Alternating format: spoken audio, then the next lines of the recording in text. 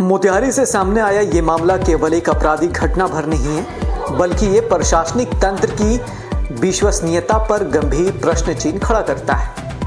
Arms licence जैसे संवेदनशील विषय में जाली हस्ताक्षर और फर्जी सत्यापन रिपोर्ट का इस्तेमाल ये दर्शाता है कि अपराधी किस हद तक सिस्टम की कमजोरियों का फायदा उठाने का प्रयास कर रहा है।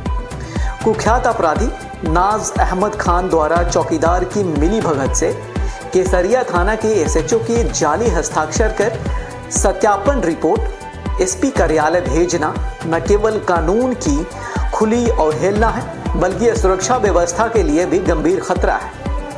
यदि ये फर्जीवाड़ा पकड़ में नहीं आता तो एक आपराधिक प्रवृत्ति का व्यक्ति वैध हथियार का लाइसेंस हासिल कर सकता था, जिसके परिणाम बेहद घातक हो सकते थे।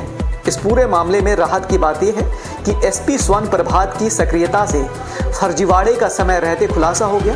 हस्ताक्षर की पुनः जांच कर सच्चाई सामने लाना यह दर्शाता है कि प्रशासनिक स्तर पर अभी भी जवाबदेही और सजगता कायम है। चौकीदार मनोज सिंह की गिरफ्तारी और मुख्य आरोपी पर इनाम की घोषणा ये स्पष्ट संकेत है कि कानून ऐसे मामलों में सख्त रुख अपनाने को तैयार है। हालांकि ये घटना ये सोचने को मजबूर करती है कि आखिर ऐसी फर्जी रिपोर्ट तैयार करने की हिम्मत अपराधियों को कैसे मिलती है। क्या स्थानीय स्तर पर निगरानी तंत्र कमजोर है? क्या सत्यापन प्रक्रिया में पारदर्शिता और तकनीकी सुरक्षा उपायों की कमी है?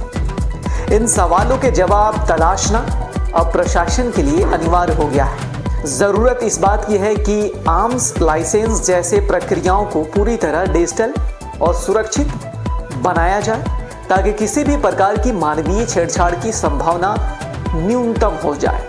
साथ ही संबंधित अधिकारियों की जवाबदेही तय करना और सख्त कार्रवाई करना सुनिश्चित की जानी चाहिए, जिससे भविष्य में कोई भी इस तरह की हिम्मत ना कर सके। ये मामला एक चेतावनी है कि सिस्टम की छोटी सी चूक भी बड़ी सुरक्षा चुनौती बन सकती है।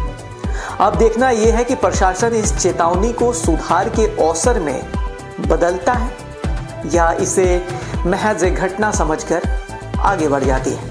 हालांकि प्रशासन की सख्त रवैया को देखते हुए जिस तरीके से इनाम की घोषणा किया गया है इस अपराधी के ऊपर, वो कहीं ना कहीं प्रशासन के मंसूबा को दिखाता है कि प्रशासन चाहती है कि ऐसे लोगों की गिरफ्तारी हो।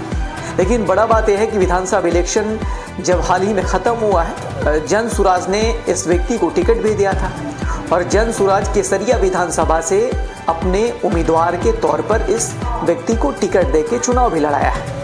अब बड़ा सवाल जन सुराज पर भी बनता है कि जिस तरीके से प्रशांत किशोर लंबी लंबी बातें करते हैं कि बिहार में भ्रष्टाचार खत्म हो, हालांकि बिहार में बहुत ऐसे विधायक और सांसद भी हैं जिनके ऊपर ऐसे आपराधिक मामले दर्ज भी हैं। तो केसरिया के उम्मीदवार जो जन सुराज ने उतारा था, उनके ऊपर इतनी लंबी जो है आपराधिक मामले दर्ज हैं, ये कहीं ना कहीं चिंताजनक है। हालांकि इस पूरे मुद्दे पे आप लोग क्या सोचते हैं, आपकी राय क्या होगी, कमेंट ज़रूर करिएगा।